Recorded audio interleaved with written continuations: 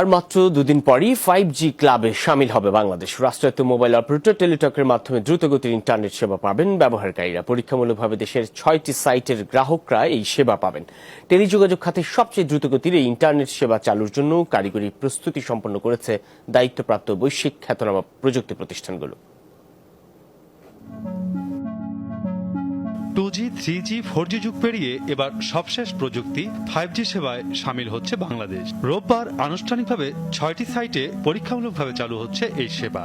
এর মধ্যে ঢাকায় 4টি, রাজধানীতে প্রধানমন্ত্রীর কার্যালয়, সচিবালয়, ধানমন্ডি 32 নম্বর এবং জাতীয় সংসদ এলাকায়। এছাড়া গোপালগঞ্জের টুঙ্গিপাড়া এবং সাভারের জাতীয় স্মৃতিসৌধ এলাকায় থাকবে 5G নেটওয়ার্ক। এরই মধ্যে সব ধরনের প্রস্তুতি সম্পন্ন করেছে রাষ্ট্রায়ত্ত মোবাইল অপারেটর টেলিটক।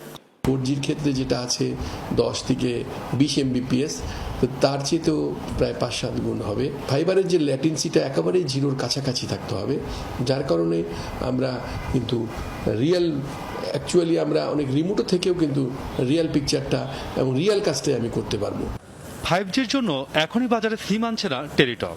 আপাতত প্রতিষ্ঠানটির 4G সিমেই এই সেবা মিলবে। তবে গ্রাহকের হাতে থাকতে হবে 5G উপযোগী হ্যান্ডসেট, আর ব্যবহারকারীকে অবশ্যই 5G নেটওয়ার্কে অবস্থান করতে হবে।